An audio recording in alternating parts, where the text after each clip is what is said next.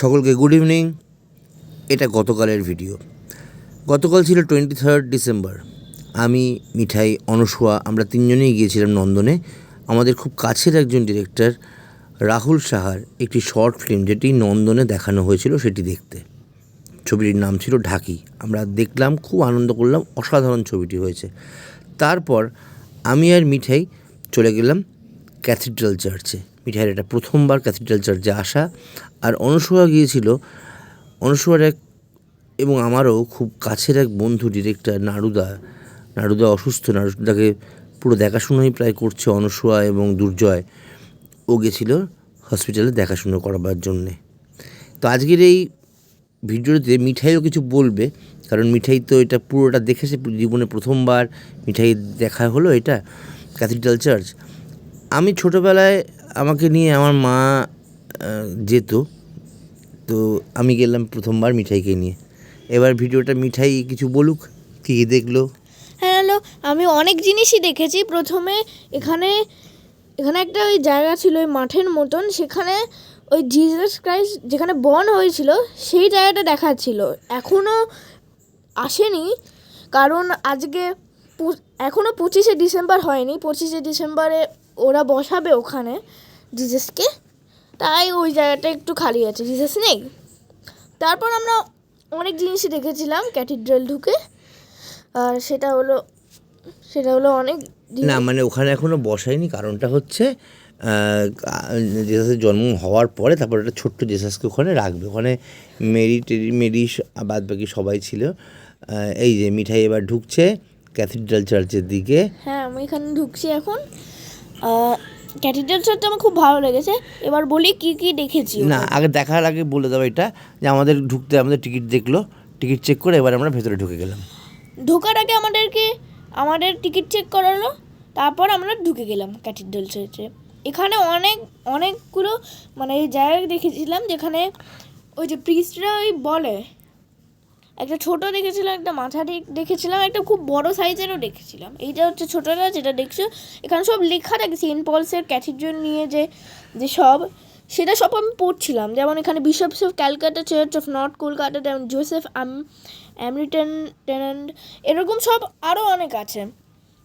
আর এই জায়গাটা, এখানে ক্যান্ডেলটাকে লাইট করা হয়, যেটা আমি আমার বাবার কাছ থেকে শুনেছি।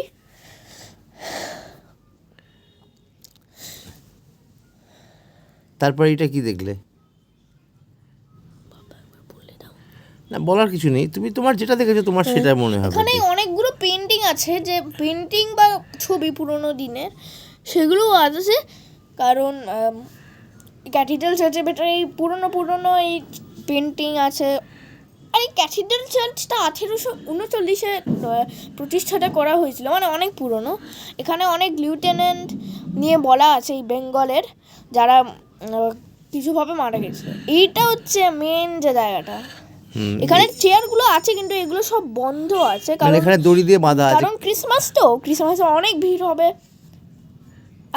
তাই জন্য এটা বন্ধ ছিল, বন্ধ রেখেছিল। দেখো কত খোলা জায়গাটা, মানে একদম ওপরটা কত উপরে আছে জায়গাটা, কতটা উঁচু, হ্যাঁ কতটা উঁচুতে উপরটা। আর এখানে টেন্টেড গ্লাস আছে, যেটা খুব সুন্দর দেখতে। ক্রাইস্টের কতগুলো পিকচার আছে, এখানে প্রিস্টরা বসে সব। আর তারপরে আমরা এখান থেকে বেরোলাম। এই পাশে অনেকগুলো জায়গার নাম লেখা ছিল, যেমন ওই নর্থ ইস্ট, ব্যারাকপুর, এইসব লেখা ছিল।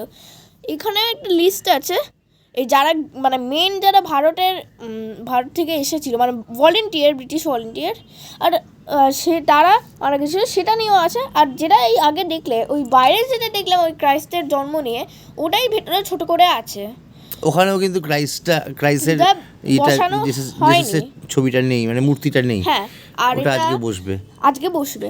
এবার আমরা বেরোলাম, আর খুব সুন্দর দেখতে বিল্ডিংটা, অনেকজন আছে দেখছো, প্রচন্ড আলো জ্বলছে তখন সন্ধ্যেবেলা, তখন একদম অন্যরকম একটা চেহারা নিয়েছে। সব দিকে সব রঙের আলো জ্বলছে, একদম সুন্দর দেখাচ্ছে।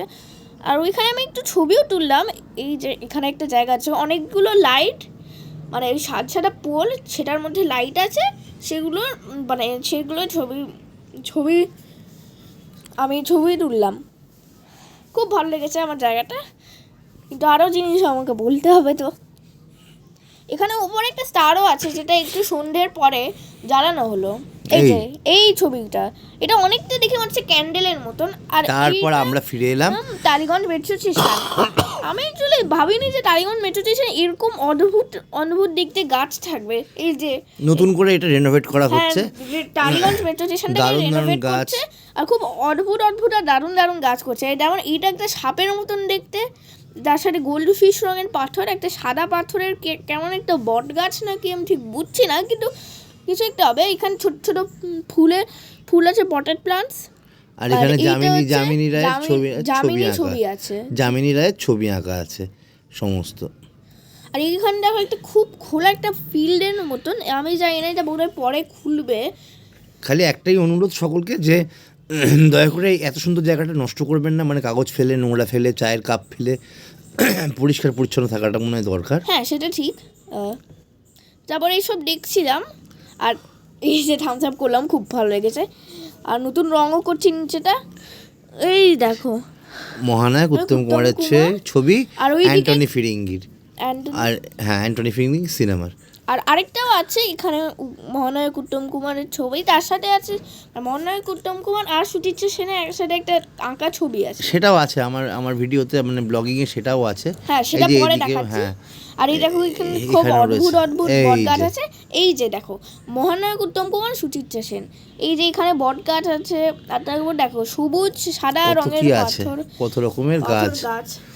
সবে এটা যেহেতু মানে রেনোভেট হচ্ছে, রং করছে, ওখানটা বন্ধ রেখেছিল, ওই জায়গাটা বন্ধ। আর ওই দেখো ওখানে তৈরি করছে, মানে ওই সব করছে। এই যে মহানায়ক উত্তম কুমার, এই মহানায়ক উত্তম কুমারটা না, আমার মনে হয় এটা ট্রেন স্টেশন। শুধু এটাই নয়, দমদমের মেট্রো স্টেশনটা, বরানগরের মেট্রো স্টেশনটা, নোয়াপাড়ার মেট্রো স্টেশনটা, আর দক্ষিণেশ্বর। এই ছবিগুলো তোমার ছবিগুলো, এগুলো হচ্ছে আমার ছবিগুলো, যেগুলো আমি গোটা ক্যাথিড্রাল চার্চে তুলেছি। আর সকলকে মেরি ক্রিসমাস আর happy new year in advance জানাচ্ছি। সকলে ভালো থাকবেন, সুস্থ থাকবেন।